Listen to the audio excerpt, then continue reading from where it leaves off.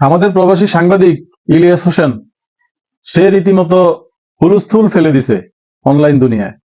Major ডালিম নামে এক ভদ্রলোককে সে তার ইউটিউব স্টুডিওতে নিয়ে আসলো এবং সেই মেজর ডালিম সাহেব, তথাকথিত মেজর ডালিম সাহেব, আমাদের বাংলাদেশের স্বাধীনতা যুদ্ধ 1971, বঙ্গবন্ধু এবং শহীদ রাষ্ট্রপতি জিয়াউর রহমান সাহেবকে নিয়ে এমন এমন কিছু বক্তব্য দিয়ে গেল যেগুলার পিছনে আসলে কোনো ইন্টেনশনালি এই ঘটনাটা ঘটানো হয়েছে কিনা, এই মেজর ডালিমকে সাজিয়ে নিয়ে আসা হয়েছে কিনা, এই প্রশ্নটা যথেষ্ট পরিমাণে জায়গা রয়ে যায়, প্রশ্নের জায়গাটা থেকে যায় যে আসলে এই ভদ্রলোক কি মেজর ডালিম না অন্য কেউ।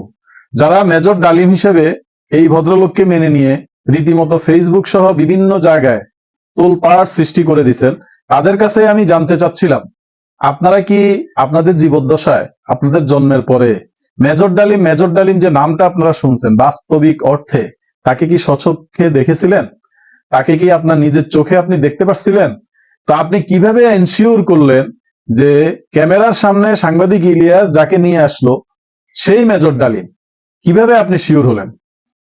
এখন উনি যে মেজর ডালিম সেটা 100% শিওর না হওয়ার অনেকগুলো রিজন আমার কাছে আছে। প্রথম কথা হইল, তার যে বয়স নিয়ে একটা বক্তব্য উনি দিলেন সেখানে, শুরু থেকে আপনারা খেয়াল করছেন কিনা আমি জানি না, মেজর ডালিম হিসেবে যাকে সাংবাদিক ইলিয়াস তার চ্যানেলে পরিচয় করিয়ে দিল, তাকে অ্যাড্রেস করার সময়, তাকে ফ্লোর দেওয়ার সময় সাংবাদিক ইলিয়াসের যে বক্তব্যের ভনিতা, তার কথা বলার যে জড়তা, তার যে বডি ল্যাঙ্গুয়েজ, তার যে এক্সপ্রেশন, এইটা দেখে কেন জানি আমার মনে হইলো যে ডালমে কুচ কালা হয়।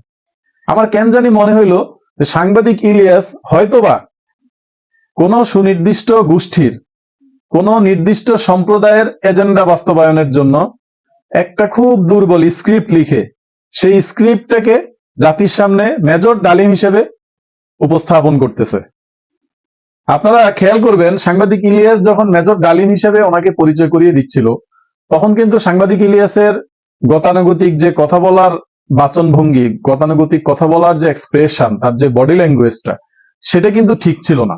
কেমন যেন একটা জড়তা, কেমন যেন একটা দুর্বলতা কাজ করছে বলে আমার মনে হয়েছে।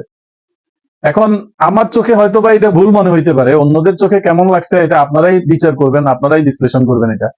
আরেকটা ব্যাপার দেখেন, এই যে তথাকথিত মেজর ডালিম সাহেব, এই ডালিম সাহেবকে কিন্তু আমরা শুধুমাত্র নামেই চিনি, মেজর ডালিম ওনাকে নামেই চিনি। এখন পর্যন্ত ওনার কোনো সুনির্দিষ্ট বক্তব্য, ওনার কোনো ভিডিও, ওনার কোনো ফিজিক্যাল ছবি বা স্ট্রাকচার সেনাবাহিনী থেকেও নিশ্চিত করা হয় নাই, মূলধারার কোনো মিডিয়াও এটা নিশ্চিত করে নাই। এমনকি অডিয়েন্স যারা এই ফেসবুক লাইভ নিয়ে এত হুলস্থুল করলো, তারাও কিন্তু নিজেরা সন্দিহান যে এই লোক আসলে মেজর ডালিম কিনা। এরপরে মেজর ডালিম সাহেব তার বয়স নিয়ে একটা বক্তব্য দিয়ে গেলেন। সেই বক্তব্যে উনি বললেন যে উনি বর্তমান ওনার বয়স 75 বছর। তো উনি স্বাধীনতা যুদ্ধের সময় পাকিস্তান বিমান বাহিনীতে যোগ দিছিল। ওনার যদি বর্তমান বয়স 75 বছর হয়, তাহলে ওই সময় ওনার বয়স ছিল 9 বছর, যেটা সোশ্যাল মিডিয়া অলরেডি ভাইরাল হয়ে গেছে।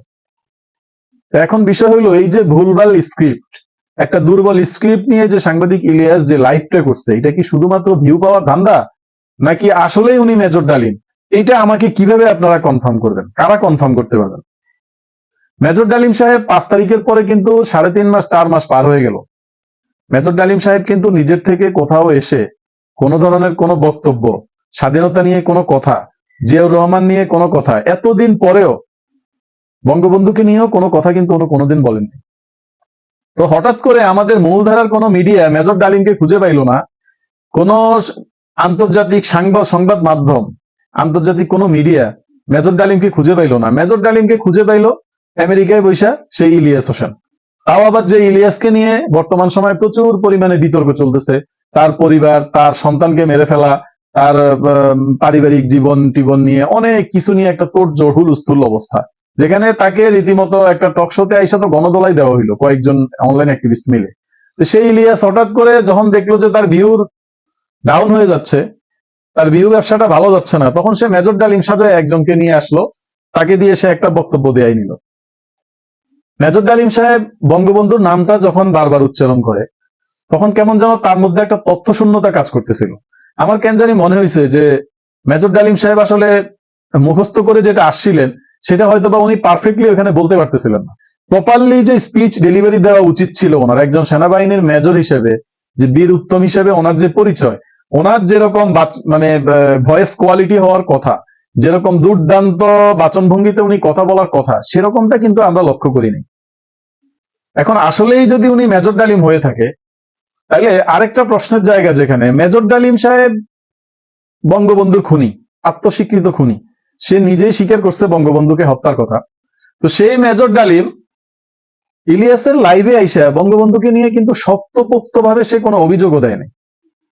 আরেকটা জিনিস খেয়াল করলাম, মেজর ডালিম মানে কিন্তু সবাই যেটা জানে সেটা হচ্ছে মেজর ডালিম বঙ্গবন্ধুকে হত্যা করছে কি নিয়ে, তার পারিবারিক, তার বউকে অপহরণ নিয়ে, এরকম কিছু ঘটনা কিন্তু আমরা যুগ যুগ ধরে জেনে আসছি।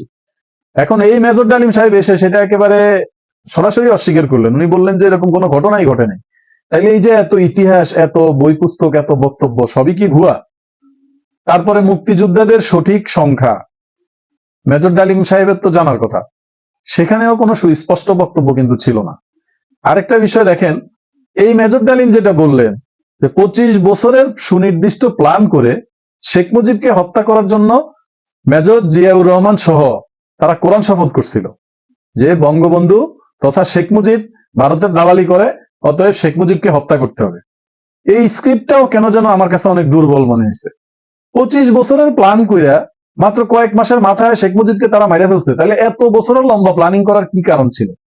যেহেতু তারা রানিং সেনাবাহিনীতে ছিল, তাদের হাতে কর্তৃত্ব ছিল, এখানে মেজর জিয়া জড়িত বলতে চাচ্ছে, তো মেজর জিয়া সেনাবাহিনীর একটা বড় অংশের নেতৃত্ব, পুরো সেনাবাহিনীর নেতৃত্ব যেখানে সে দিচ্ছে, একটা বড় অংশ তো তার অনুগত, এটা তো মানতেই হবে। তো সেই অংশটাকে দিয়েও তো এরকম একটা কু ঘটানো পসিবল। সেখানে 25 বছরের লম্বা প্ল্যান করার কি রিজন ছিল, এটা আমার কাছে স্পষ্ট না। এরপরে সে কিন্তু মোটামুটি এই তথাকথিত মেজর ডালিম, সে কিন্তু শেখ মুজিবুর রহমান, জিয়াউর রহমান সবার আত্মত্যাগ, সবার দেশপ্রেম নিয়ে প্রশ্নের জায়গা তৈরি করে গেছে। জিয়াউর রহমান 4000 সেনাবাহিনীর সদস্যকে হত্যা করছে, এই বক্তব্য যেরকম ভাবে সে দিয়ে গেছে, সেরকম ভাবে জিয়াউর রহমান স্বাধীনতা যুদ্ধে অংশগ্রহণ করে নাই, এই বক্তব্য সে দিয়ে গেছে। আবার শেখ মুজিবুর রহমান সাহেব স্বাধীনতা চায় নাই, এই বক্তব্য যেরকম সে দিল। আবার সে বলল যে তার বক্তব্যতেই সে বলল যে স্বাধীনতার পরে যখন শেখ মুজিবুর রহমান রাষ্ট্রপতি হলেন, প্রধানমন্ত্রী হলেন, তখন সে বলছিল যে স্বাধীনতার পূর্ববর্তী সময়ের যে বঙ্গবন্ধু আর বর্তমান সময়ের যে বঙ্গবন্ধু, তার যে দেশপ্রেম, তার যে আত্মত্যাগ, এটার সাথে কেন জানি আমি মিল পাচ্ছি না। এটা তার বক্তব্যেই সে বলে গেল। তো বিষয়টা হইলো আসলে ঘটনাটা কি? আরেকটা বিষয় আপনারা খেয়াল করছেন কিনা, সে কিন্তু স্বাধীনতা যুদ্ধে যাদের বিতর্কিত ভূমিকা ছিল, বাংলাদেশের স্বাধীনতা যারা চায় নাই, যারা স্বাধীনতার বিরোধিতা করছিল, তাদের নিয়ে কোনো বক্তব্য সে এখানে স্পষ্ট করে নাই।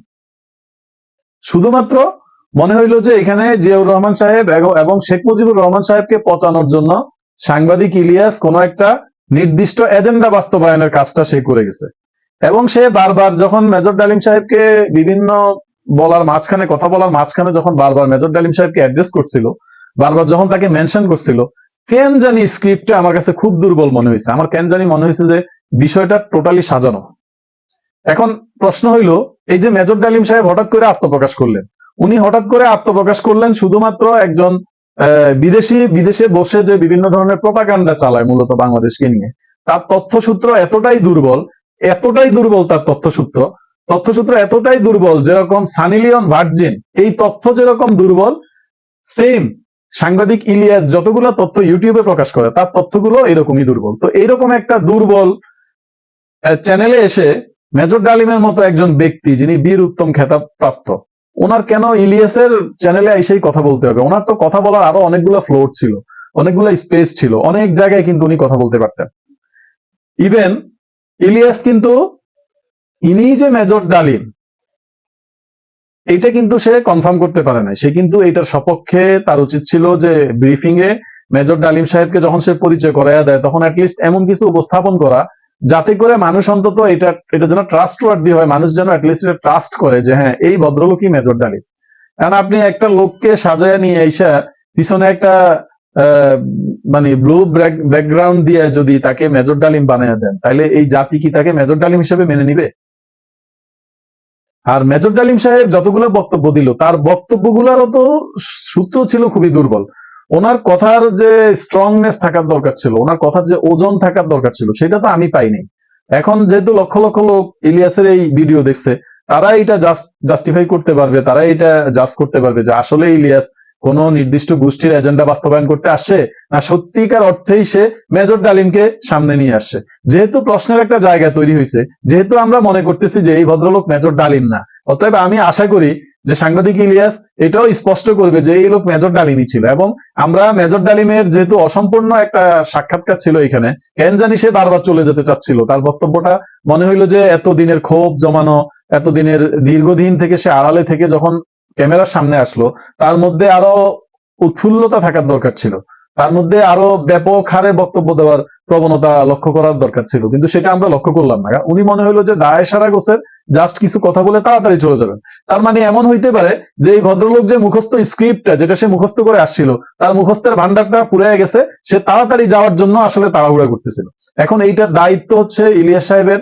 সাংবাদিক ইলিয়াস এটা প্রমাণ করবে যে সে যাকে নিয়ে আসছে উনি আসলেই মেজর ডালিম ছিল, এবং মেজর ডালিম যে বক্তব্যগুলো দিয়ে গেছে, সাংবাদিক ইলিয়াস যদি এই দায়িত্ব নেয় যে উনি মেজর ডালিম, তাহলে মেজর ডালিম যতগুলো বক্তব্য তার চ্যানেলে এসে দিয়ে গেছে, সে দায়গুলো আশা করি সাংবাদিক ইলিয়াস নিবে। হয়তোবা পরবর্তীতে আমরা মূলধারার মিডিয়ায় এই তথ্যটা জানতে পারবো যে যে এই বক্তব্যটা ইলিয়াসের ক্যামেরার ইউটিউব চ্যানেলে এসে দিয়ে গেল, সে মেজর ডালিম কি অন্য কেউ, এটা হয়তোবা আমরা মূলধারার মিডিয়ার কল্যাণে অথবা পরবর্তীতে আমরা হয়তো আরো অনুসন্ধান করলে এই তথ্য বের হয়ে আসবে যে আসলে উনি মেজর ডালিম ছিল না অন্য কেউ। আর মেজর ডালিম যদি উনি থাকবে, তাহলে ওনার তো আরো একটা সাক্ষাৎকার খুব জরুরি, কারণ অনেকগুলো বিষয়ে ওনার কথা বলা বাকি রয়ে গেছে। উনি দুইটা পক্ষের কথা বলে গেছেন, উনি বিএনপির কথা বলে গেছেন, উনি আওয়ামী লীগের কথা বলে গেছেন। ওইখানে জাতীয় যে চার নেতা তাদের নিয়ে বিশদ ভাবে আরো তার বক্তব্য দেওয়ার দরকার ছিল, সেটা কিন্তু সে দেয়নি।